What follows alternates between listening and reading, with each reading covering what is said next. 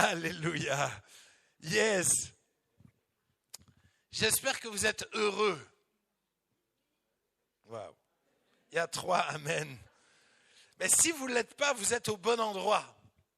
Parce que nous sommes dans une série qui s'intitule « Pourquoi Dieu permet-il la souffrance ?» La souffrance est un sujet compliqué.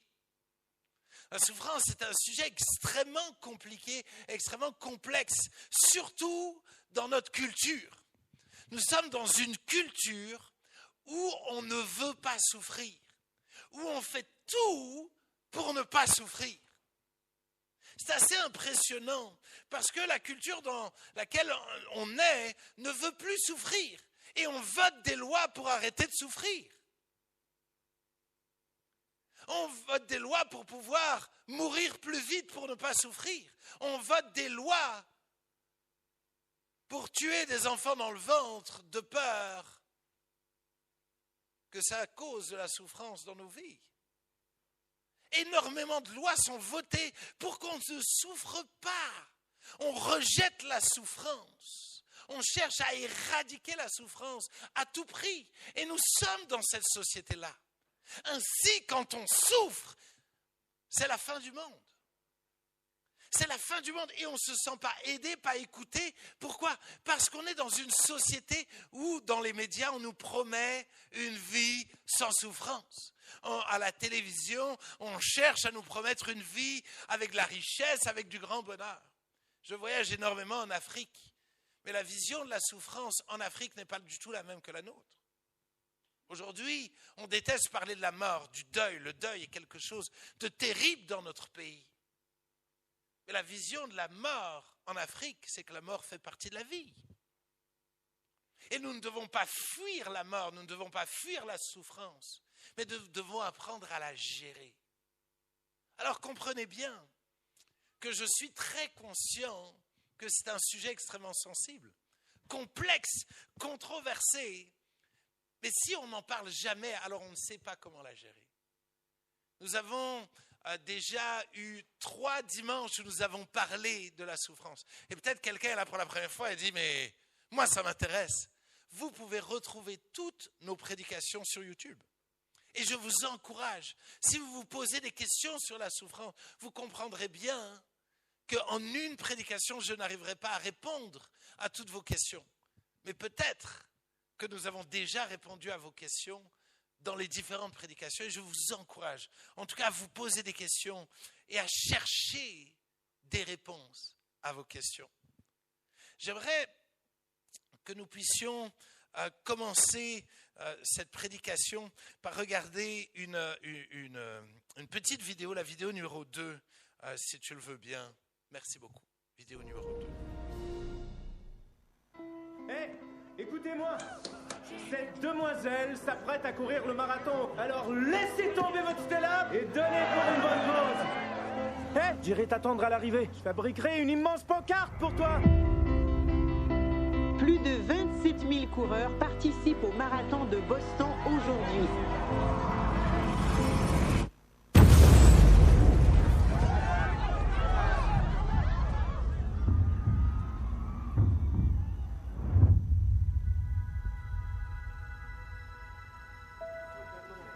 Bonjour. Où est-ce que je peux trouver Jeff Bowman? Écoute, il faut que je te dise, il y a eu une explosion et tes jambes étaient foutues. Tu les as perdues, mon vieux. Je suis désolée. Tu ne dois rien du tout. Maintenant, on va retirer le pansement. Comment on se sent à la veille de rentrer chez soi? Tout le monde a très hâte de te voir. C'est un vrai héros, mon fils. Comment vous vous sentez, Jeff? Qu'est-ce que tu fais? Je parle avec toi, qu'est-ce que tu fais, toi? Je danse.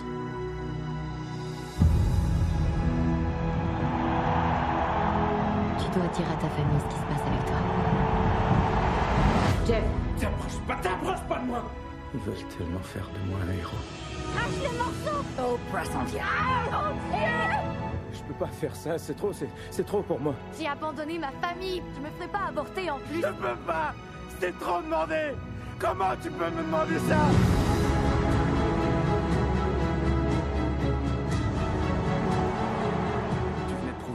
on se laisserait pas briser, peu importe ce qu'ils feraient, ces connards. Je suis venu pour vous dire merci. Le monde entier te regarde, mon garçon.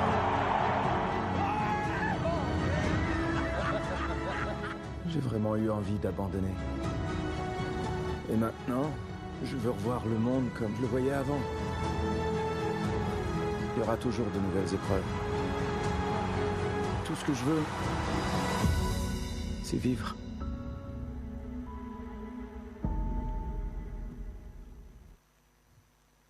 La souffrance peut frapper n'importe qui à n'importe quel moment. Histoire terrible, histoire vraie de cet homme qui a permis de trouver le terroriste, qui a finalement, au travers de ce qu'il a fait, sauvé des vies, a perdu ses jambes. Et là où il était considéré par tout le monde comme un héros, lui se sentait seul et incompris. Et souvent dans la souffrance, nous nous sentons seuls et incompris.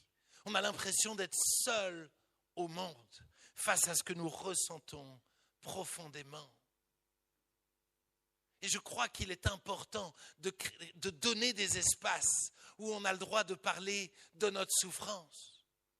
Et je crois que l'Église doit être un de ces endroits où on parle de la souffrance, où on n'enterre pas la souffrance, où on ne fait pas genre. Si tout à l'heure nous avons célébré,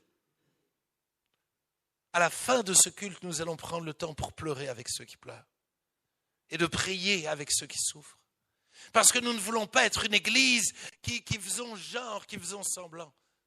Si nous sommes conscients qu'il y a des choses pour lesquelles nous pouvons nous réjouir, nous sommes conscients qu'il y a des choses dramatiques qui nous frappent, qui frappent nos familles, qui frappent nos vies. J'aimerais lire un texte qui se trouve dans Luc 19, Luc 16, versets 19 à 31. Lisons ensemble. Il y avait un homme riche qui était vêtu de pourpre et de fin lin et qui chaque jour menait joyeuse et brillante vie. Un pauvre nommé Lazare était couché à sa porte, couvert d'ulcères et désireux de se rassasier des miettes qui tombaient de la table du riche. Et même les chiens venaient encore lécher ses ulcères. Le pauvre mourut et il fut porté par les anges dans le sein d'Abraham. Le riche mourut aussi et il fut enseveli. Alors mes notes vont doucement, j'ai besoin de vous.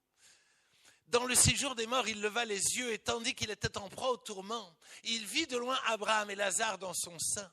Il s'écria, « Père Abraham, aie pitié de moi et envoie Lazare pour qu'il trempe le bout de son doigt dans l'eau et me rafraîchisse la langue, car je souffre cruellement dans cette flamme. » Abraham répondit, « Mon enfant, souviens-toi que tu as reçu tes biens pendant ta vie et que Lazare a eu les souffrances pendant la sienne. Maintenant, il est consolé et toi tu souffres. D'ailleurs, il y a entre nous et vous un grand abîme, afin que ceux qui voudraient passer d'ici vers vous ou de là vers nous ne puissent le faire. » Le riche dit, « Je te prie donc, Père Abraham, d'envoyer Lazare dans la maison de mon père, car j'ai 5 frères. C'est pour qu'il leur atteste ces choses, afin qu'ils ne viennent pas aussi dans ce lieu de tourment. » Abraham répondit, « Ils ont Moïse et les prophètes, qui les écoutent. » Écoutez bien. Et il dit, « Non, Père Abraham, mais si quelqu'un des morts va vers eux, si quelqu'un ressuscite et va vers eux, ils se repentiront. » Et Abraham lui répondit, « S'ils n'écoutent pas Moïse et les prophètes, ils ne se laisseront pas persuader quand même quelqu'un des morts ressusciterait. » Ce texte est extrêmement riche et je vais faire mon possible pour ne pas être trop long. Mais je crois qu'il est bon de se plonger dans ce texte et de comprendre les enjeux. Mes notes se rebellent contre moi. Voilà. Mon premier point, c'est que j'aimerais vous parler de Lazare. Qui est Lazare? Lazare est pauvre. Il est pauvre, il est malade, il est rejeté, il est seul. Il est à la porte de celui qui pourrait l'aider, mais il se sent seul, rejeté, abandonné. Il est pauvre. La pauvreté est une souffrance bien différente que la maladie. Mais lui, a ces deux souffrances, ces trois souffrances, si on rajoute le fait d'être rejeté, d'être seul. Finalement, il y a toutes sortes de souffrances. Il y a toutes sortes de souffrances. Moi, j'ai deux petites filles et la phrase que je disais le plus souvent à ma première fille, j'ai changé et je m'applique à changer, mais la phrase que je lui disais tout le temps, c'est pas grave. À chaque fois qu'elle pleurait, je lui disais, c'est pas grave. J'ai arrêté de dire ça, vous savez pourquoi? Parce que pour elle, c'est grave.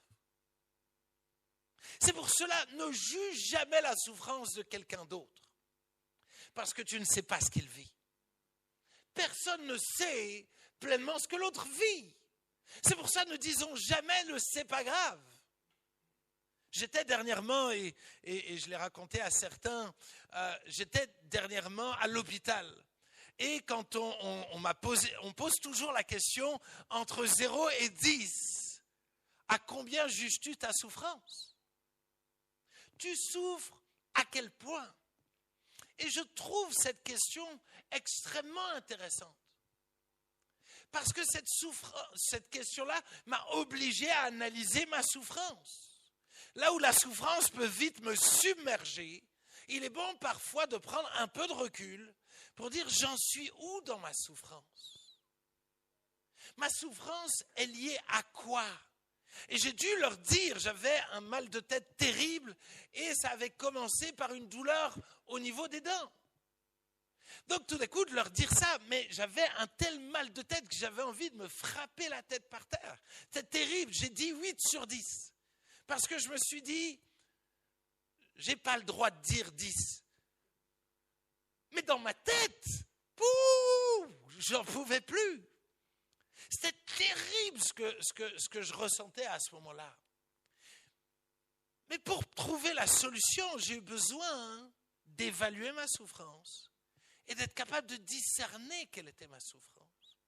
Ce texte nous permet d'évaluer la souffrance de Lazare. Ma question,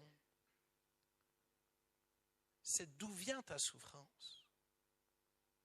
Est-ce que tu as déjà pris le temps d'évaluer ta souffrance? Qu'est-ce que tu vis réellement?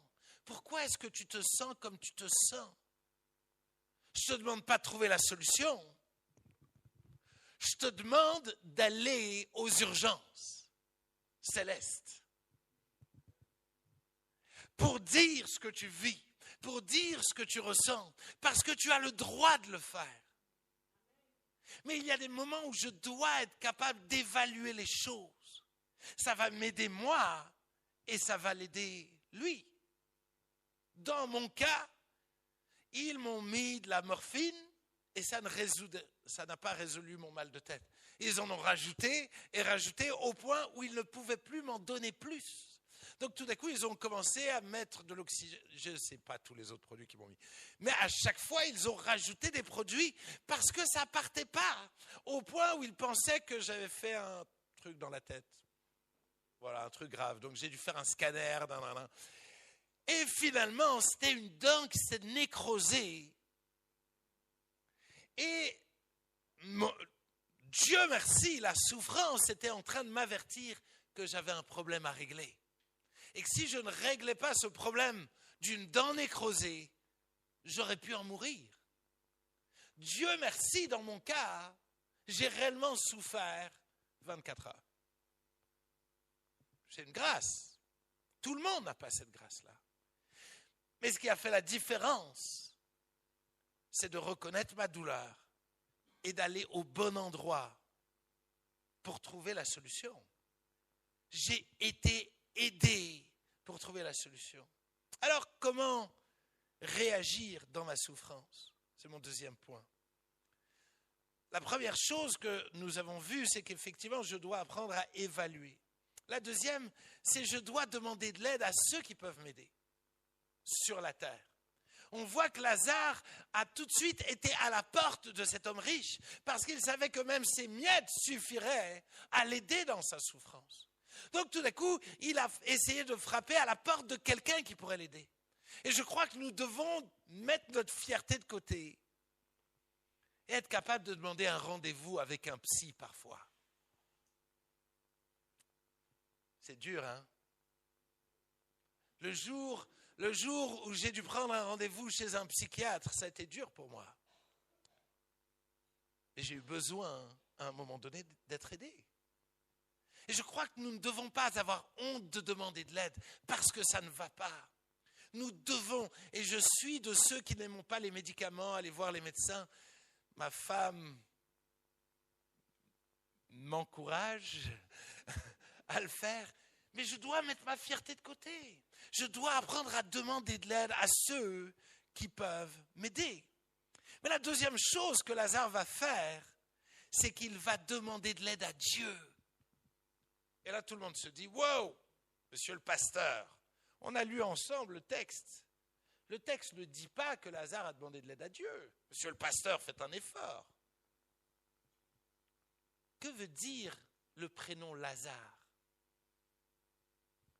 Le prénom Lazare veut dire Dieu m'a secouru.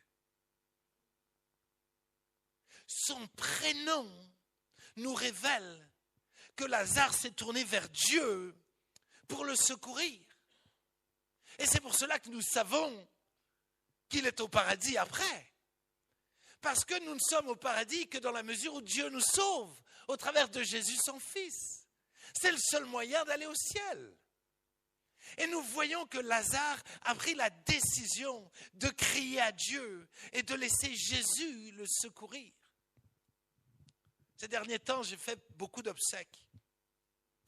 Et une des obsèques qui m'a frappé, c'est les obsèques de Franck. Franck, un homme qui a été humilié toute son enfance, abandonné par son père. Il a souffert de maladie en maladie, une vie misérable. Il a eu une petite fille. Sa femme l'a traîné dans la boue. Il s'est retrouvé seul avec sa petite fille. Enfin, vraiment une vie terrible. Mais alors qu'il était en chaise roulante, malade, une vie terrible, la drogue, l'alcool, la cigarette, tout d'un coup, il va crier à Jésus. Il va crier à Jésus et Jésus va lui donner la paix. Il va goûter à la paix. Il va goûter à l'amour de Dieu. Et tout d'un coup, Franck va dire, mais je te confie ma vie, et Franck va être délivré de la drogue, de l'alcool et de la cigarette. Transformé. Un homme transformé, il n'avait pas grand-chose, il était extrêmement pauvre, il avait le minimum, tout ça, mais il était extrêmement généreux. Sauf que Franck, quelques semaines après son baptême, va être alité. Il va être enfermé dans son lit tous les jours. Vous savez, c'est une chose que d'être délivré de la cigarette et de ces choses-là quand tu fais plein de choses. Mais quand tu es seul dans ton lit, c'est extrêmement difficile. Mais Jésus l'avait délivré. Cet homme est mort, souffrant, alité. Nous avons prié pour lui. Nous avons prié pour lui. On croit que Jésus fait des miracles. Mais là, Jésus l'a secouru différemment que comme nous l'imaginions. Mais aujourd'hui, et lors des obsèques, nous nous sommes réjouis parce que Jésus l'a repris. Et comme Lazare, Franck est au ciel. Franck est au ciel, guéri complètement. Parce que oui, Jésus est venu pour nous secourir sur la terre, mais peut-être pas de la manière dont on voudrait qu'il nous secoure. Et Lazare a été secouru. C'est assez impressionnant parce que quand on voit Lazare et quand on voit sa vie, on aurait encouragé peut-être Lazare à casser la porte, à aller insulter le riche. Pourtant, Lazare ne se rebelle pas. Oh, combien de gens dans la souffrance se rebellent contre la société, et contre Dieu. J'ai envie de vous supplier, vous qui souffrez, ne vous rebellez pas. Pourquoi? Parce que ça serait dommage de vous rebeller contre celui qui peut vous aider. Ne vous rebellez pas, ne commettez pas l'erreur de vous rebeller contre celui qui vous aime. Cette histoire, une histoire qui m'a bouleversé un jour d'un homme dont l'enfant est gravement vit une crise et tout ça, et tout d'un coup l'ambulance vient, l'amène à l'hôpital, et puis lui dans sa détresse il dit il faut que j'aille à l'hôpital, et alors qu'il cherche des solutions. Tout d'un coup voilà, il y a des urgences de partout, et lui il est là, il dit mais ok, il n'arrive pas à prendre le bus, il ne trouve pas de solution pour aller en urgence à l'hôpital. Et tout d'un coup, il va arrêter une voiture et il va saisir un homme avec un chapeau gris, un impair gris. Il va le sortir de sa voiture de force. Il va rentrer dans la voiture et il va rouler jusqu'à l'hôpital. Et puis à l'hôpital, tout d'un coup, il va voir les infirmières. Il dit mais comment va mon enfant? Et de l'enfant, les infirmiers, tout ça, on attend le chirurgien est censé venir en urgence, mais on attend, on n'a pas de nouvelles et tout ça. Malheureusement, cet enfant va mourir. Et le père de dire mais pourquoi ce chirurgien n'est jamais venu? Et tout d'un coup, il va voir le chirurgien rentrer dans la salle avec un impair gris et un chapeau gris. Quelle histoire terrible! Mais trop souvent, nous réagissons comme cela face à la souffrance. Nous enlevons Dieu de l'équation et après on s'étonne que la souffrance ne fait qu'empirer. Et si Dieu voulait agir et intervenir dans notre souffrance? Laissez-moi vous parler de quelques instants de l'homme riche. Il y a un homme riche. Qui est cet homme riche? On ne sait pas son prénom. Par contre, on sait qu'il profite de la vie. Il mène joyeuse et brillante vie. Alors il est occupé, parce qu'en général, quand on mène joyeuse et brillante vie, on est très occupé, on est bien entouré, et malheureusement, on devient tellement facilement insensible. Insensible à ceux qui souffrent. On devient égoïste. Mais en même temps, nous avons peur de laisser quelqu'un avec un ulcère rentrer dans notre monde. On a peur de ceux qui sont différents de nous. Et peut-être qu'il ne se sentait pas capable d'aider l'autre, d'aider cet homme pauvre, d'aider cet homme avec un ulcère en se disant « je ne suis pas médecin ». Et parfois, nous réagissons de la même manière. Et nous fermons la porte à ceux qui souffrent. Nous pouvons tous tomber dans le piège de fermer la porte aux autres pour se concentrer sur nous-mêmes à cause de nos peurs. Je pars au Liban et en Syrie la semaine prochaine. Et c'est fou parce que le nombre de gens qui m'ont dit « tu ne devrais pas partir ». C'est dangereux. Mais moi, je pars 8 jours. Donc, ma vie va être dangereuse pendant 8 jours. Les gens là-bas, leur vie est dangereuse tous les jours. Donc, pourquoi je devrais dire « ah non, moi je reste dans mon petit confort ». Je parlais à des Libanais là, juste avant de venir à l'église. Des Libanais pas de nos milieux. Et je leur disais, mais qu'est-ce que les Libanais ont besoin? Et voilà la réponse. Ils ont juste besoin de quelqu'un qui vient leur dire qu'il les aime. Qui vient juste être présent avec eux. Dis vraiment, honnêtement, ils sont tellement découragés d'avoir vécu crise sur crise sur crise, guerre sur guerre. Juste ta présence va faire la différence. Et honnêtement, je me suis dit, purée, mais elle me prêche le message que je vais prêcher. Les amis, nous devons réapprendre que face à la souffrance, Juste être présent. Juste être présent. Ça peut faire la différence. Juste être là. J'ai envie de nous encourager à réapprendre à être là. Parce que là où l'homme riche a fermé la porte, il aurait juste pu être là. Juste être là. On ne te demande pas de faire des exploits. On te demande juste d'aimer, juste d'être là. Tu as tout pour aimer. Tu as tout pour aider, soutenir et accompagner. Tu as tout. Nous, on aimerait des diplômes, on aimerait 1000 choses. Non, non. Commence par aider et par aimer avec ce que tu as, avec ce que tu es. Et nous devons devenir une église comme cela. Une église présente. Une église présente. Ma question, c'est où en es-tu dans le fait d'aider ceux qui souffrent? Et si Dieu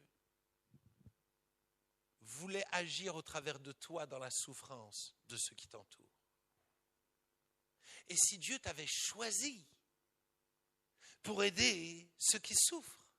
Et si Dieu t'avait plus créé que tu ne l'imagines pour être capable d'aider ceux qui souffrent? Alors, quelle heure est-il? Allez, laissez-moi lire ce texte. Comment aider? 2 Corinthiens 1, verset 3 à 11. Honnêtement, ce texte est extraordinaire. 2 Corinthiens 1, verset 3 à 11. Voilà ce qu'il est dit. Béni soit Dieu, le Père de notre Seigneur Jésus-Christ, le Père des miséricordes et le Dieu de toute consolation, qui nous console dans toutes nos afflictions, afin que par la consolation dont nous sommes l'objet de la part de Dieu, nous puissions consoler ceux qui se trouvent dans quelque affliction. Car de même que les souffrances de Christ abondent en nous, de même notre consolation abonde par Christ. Si nous sommes affligés, c'est pour votre consolation et pour votre salut. Voilà. C'est ça. Si nous sommes consolés, c'est pour votre consolation qui se réalise par la patience à supporter les mêmes souffrances que nous endurons. Et notre espérance à votre égard est ferme parce que nous savons que si vous avez part aux souffrances, vous avez part aussi à la consolation.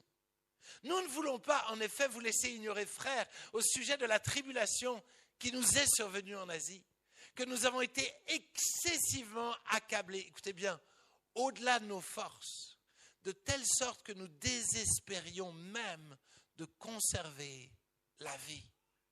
Et nous regardions comme certains notre arrêt de mort, afin de ne pas placer notre confiance en nous-mêmes, mais de la placer en Dieu qui ressuscite les morts. C'est lui qui nous a délivrés et qui nous délivrera d'une telle mort. Lui de qui nous espérons qu'il nous délivrera encore. Écoutez bien, vous-même aussi nous assistons de vos prières, afin que la grâce obtenue par nous et par plusieurs soit pour plusieurs une occasion de rendre grâce à notre sujet. Ce texte nous rappelle que tes souffrances sont là aussi pour que tu aies plus de compassion pour les autres. Ces souffrances sont là pour que tu aies plus de compassion pour les autres. Les amis, moi souvent, quand quelqu'un venait me dire « Ah, je souffre, c'est difficile, je suis à l'hôpital, nanana », vous savez quelle était ma réponse? C'est dire « Hey, mais ça veut dire que tu as plein de temps pour prier, pour lire la Bible. Prie plus, lis plus la Bible. » Et un jour, j'ai eu un cancer de la peau, et je me suis retrouvé enfermé dans mon lit pendant 3 mois, en souffrant. Et j'ai réalisé combien, quand on souffre, c'est dur de prier, c'est dur de lire la Bible. Aujourd'hui, merci de m'encourager, vraiment.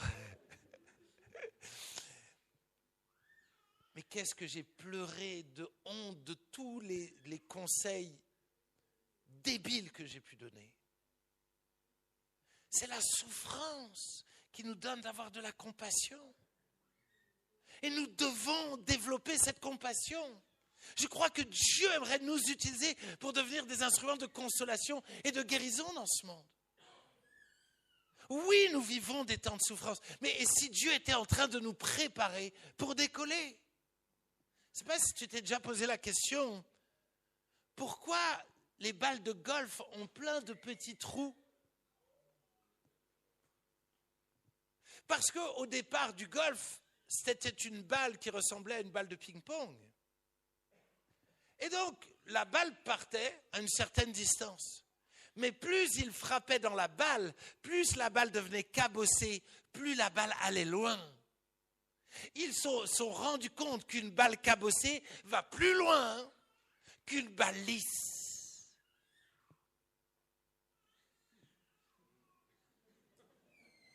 Voilà.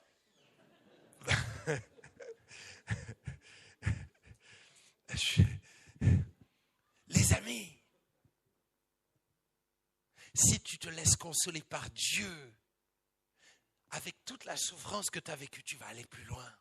Tu vas aller plus loin. Tu vas aller plus loin dans la vie. Tu vas être plus supportable pour ta femme et tes enfants. Tu vas être plus supportable pour notre société. Tu vas aller plus loin. Si tu laisses Dieu te consoler, travailler tes souffrances, alors tu sais quoi? Il va te propulser au bon endroit, au bon moment. Laisse-toi consoler par Dieu. Dans le texte que nous avons lu, on voit que Paul va demander une assistance dans la prière. En d'autres termes, pour aider quelqu'un qui souffre, prie plus que tu ne parles. Je répète, si tu veux aider quelqu'un qui souffre, prie pour lui plus que tu ne viens avec tes vieux conseils. Prie, parce que la personne n'a pas besoin de tes vieux conseils, la personne a besoin de Dieu. Dans la souffrance, nous avons besoin de Dieu. Et nous devons être une église qui prions pour ceux qui souffrent. Honnêtement, ayez ce réflexe-là, quand quelqu'un partage ses galères, de lui dire, est-ce que tu permets que je prie pour toi? Honnêtement. Osez proposer la prière, parce que la prière est ce qui va faire la différence. Marc 2, versets 1 à 12. Et j'arrive vers la fin, j'arrive. Quelques jours après, Jésus revint à Capernaum. On apprit qu'il était à la maison. Et il s'assembla un si grand nombre de personnes que l'espace devant la porte ne pouvait plus les contenir. Il leur annonçait la parole. Écoutez bien. Des gens vinrent à lui amenant un paralytique porté par 4 hommes. C'est drôle, hein? J'ai jamais remarqué. Ce n'est pas juste 4 hommes qui sont venus. C'est des gens qui sont venus. C'est une église peut-être qui est venue. Puis il y a 4 hommes qui portaient ce paralytique. Intéressant. C'était plus que 4. Comme ils ne pouvaient l'aborder à cause de la foule, ils vont découvrir le toit de la maison où il était. Et ils descendirent par cette ouverture le lit par lequel le paralytique était couché. Jésus, voyant leur foi, dit au paralytique, mon enfant, tes péchés sont pardonnés. Et il y avait là quelques scribes qui étaient assis, qui se disaient au-dedans d'eux, comment cet homme part-il ainsi? Il blasphème. Qui peut pardonner les péchés si ce n'est Dieu seul? Jésus, ayant aussitôt connu par son esprit ce qu'ils pensaient au-dedans d'eux, leur dit, pourquoi avez-vous de telles pensées dans vos cœurs? Lequel est plus aisé de dire au paralytique, écoutez bien, tes péchés sont pardonnés, ou de dire lève-toi, prends ton lit et marche. Or, afin que vous sachiez que le Fils de l'homme, Jésus, a le pouvoir de pardonner les péchés, je te l'ordonne, dit-il au paralytique, lève-toi, prends ton lit et va dans ta maison. Et à l'instant, il se leva, prit son lit et sortit en présence de tout le monde, de sorte qu'ils étaient tous dans l'étonnement et glorifiaient Dieu, disant, nous n'avons jamais rien vu de pareil. Comment aider ceux qui souffrent? Être à plusieurs. Être à plusieurs. Être à plusieurs. Et je crois que là aussi, personne ne devrait aider quelqu'un seul.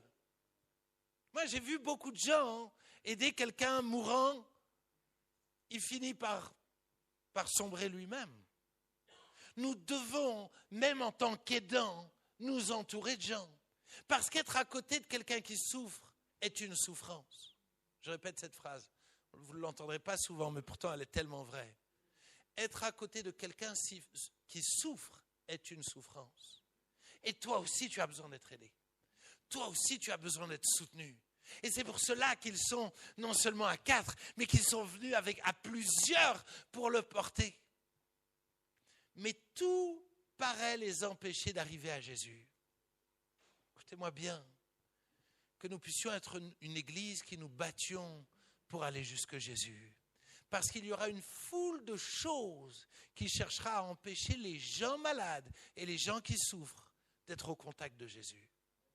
Il y a une foule de choses, une foule de raisonnements, une foule d'obstacles.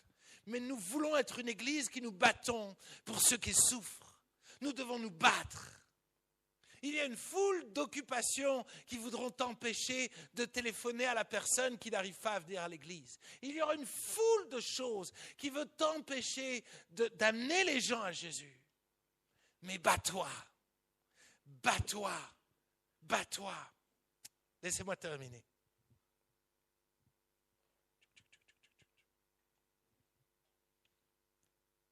Tout a une fin. Tout a une fin. J'entendais quelqu'un qui souffrait me déclarer cette phrase-là. Tout a une fin. Et honnêtement, j'entendais cette phrase et elle n'a pas produit tout de suite l'effet qu'aujourd'hui elle produit en moi. Aujourd'hui, cette phrase est une source d'espérance pour moi. Pourquoi ? Parce que même si je souffre, tout a forcément une fin. Pourquoi ? Parce que comme Lazare, je crois en Dieu. Et Dieu m'a promis que si je crois en Jésus, j'ai la vie éternelle. Or, la Bible dit que les souffrances du temps présent ne sauraient être comparées à la gloire à venir. En d'autres termes, si tu souffres sur la terre et que tu as placé ta foi en Jésus, tu sais que la souffrance va s'arrêter. Tu sais que la souffrance va s'arrêter. C'est dur et tu supplies Dieu de t'aider, tu t'entoures de l'église, mais tu sais aussi qu'à un moment donné, où il te guérit surnaturellement là, où il t'emmène au ciel. Et regardez ce que la Bible dit sur le ciel, c'est délicieux. Apocalypse 21, versets 2 à 7, c'est extraordinaire. Et je vis descendre du ciel d'auprès de Dieu la ville sainte, la nouvelle Jérusalem préparée comme une épouse qui s'est préparée pour son époux. Et j'entendis du trône une voix forte qui disait « Voici le tabernacle de Dieu avec les hommes. Il habitera avec eux. Ils seront son peuple. Et Dieu lui-même sera avec eux. Il essuiera toute larme de leurs yeux. Et la mort ne sera plus. Il n'y aura plus ni deuil, ni cri, ni souffrance, car les premières choses ont disparu. Et celui qui était assis sur le trône dit, « Voici, je fais toutes choses nouvelles. » Et j'aime la phrase d'après. Et il dit, « Écris, car ces paroles sont certaines et véritables. » Et il me répondit, il me dit, « C'est fait. Je suis l'alpha et l'oméga, le commencement et la fin. Celui qui a soif, je donnerai de la source de l'eau de la vie gratuitement. Celui qui vaincra héritera ces choses. Je serai son Dieu et il sera mon fils. » Quelle grâce de savoir que tout a forcément une fin. Et que si j'ai fait la paix avec Jésus, si j'ai cru en lui, je deviens son fils. Et il a promis, et ses paroles sont véritables, certaines et véritables, que quand j'arrive au ciel, il n'y aura plus ni douleur, ni pleurs, ni deuil. Toutes ces souffrances auront pris fin. Quel est le meilleur moyen de ne plus souffrir ? Aller au ciel. Comment aller au ciel ? Non pas en te suicidant, mais en plaçant ta confiance en Jésus-Christ, qui va non seulement t'adopter et te prendre soin de toi sur cette terre, mais il te donne maintenant l'assurance qu'un jour, tu iras au ciel. Quelle grâce! Et l'homme riche, lui, se retrouve dans la souffrance. L'enfer est une réalité. Et peut-être certains pourraient se dire, mais c'est scandaleux, on dit que Dieu est bon. Comment ce Dieu bon pourrait-il permettre à ce que des gens aillent souffrir pour l'éternité? Laissez-moi vous partager ce que je crois. Dieu est bon, plein d'amour, plein de vie. Mais si quelqu'un ne veut pas de Dieu, ça serait scandaleux que Dieu lui impose pour l'éternité d'être avec lui. Donc Dieu a créé un endroit où il n'est pas. Donc, vu que Dieu est bonté, l'enfer sera un endroit où il n'y a plus aucune trace de bonté. Vu que Dieu est amour, l'enfer sera un lieu de haine. Vu que Dieu est vie, l'enfer sera un lieu de mort. Vu que Dieu est guérison, l'enfer sera un lieu de souffrance. Et toute la Bible nous parle de l'enfer comme un lieu d'extrême souffrance. Mais vous remarquerez que l'homme riche, à aucun moment donné, dit « c'est injuste que je sois en enfer ».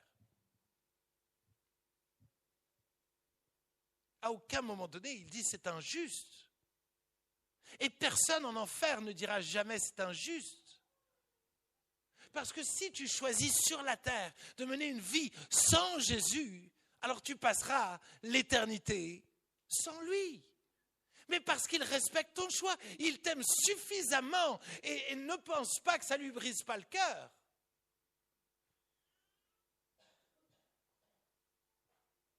Mais il t'aime suffisamment pour te respecter dans ton choix. C'est terrible parce que cet homme va supplier.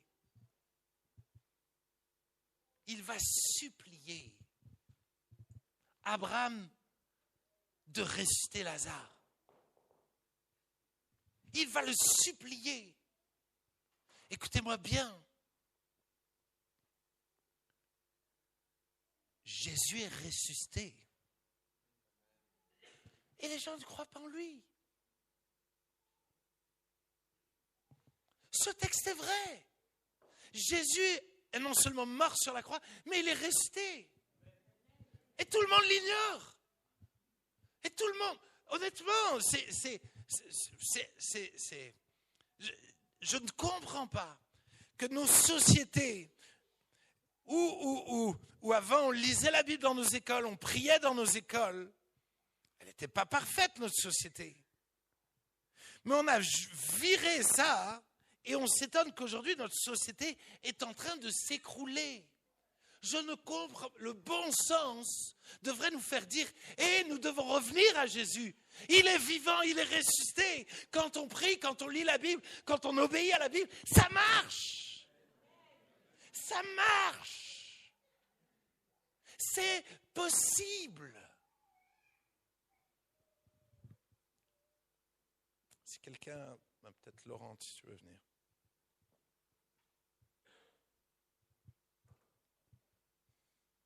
Laissez-moi terminer avec quelques réflexions, mais qui me paraissent extrêmement importantes. C'est Darwin. Darwin a vécu un moment dramatique où il a vu sa fille mourir. Darwin était croyant, lisait la Bible, allait à l'église. Et ce jour-là, le jour de la mort de sa fille, il va dire c'est fini. C'est fini. Il va se rebeller contre Dieu.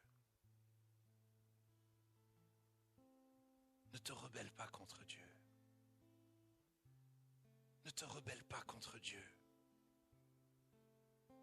S'il te plaît, qui que tu sois, peu importe la souffrance que tu vis, je n'ai pas la réponse à tout. Je n'ai pas explication à tout. Mais je sais une chose, c'est que Dieu n'est pas indifférent à ta souffrance. Comment sais-je ça? Parce que lui-même a souffert sur la croix. Lui-même a souffert. La Bible dit qu'il était habitué à la souffrance. Homme de douleur et habitué à la souffrance. Il te comprend. Et il aimerait intervenir dans ta vie. Il aimerait te donner sa paix. Il aimerait te donner sa force. Et il aimerait agir concrètement dans ton existence. Mais plus que tout, il aimerait te donner l'assurance d'aller au ciel pour l'éternité.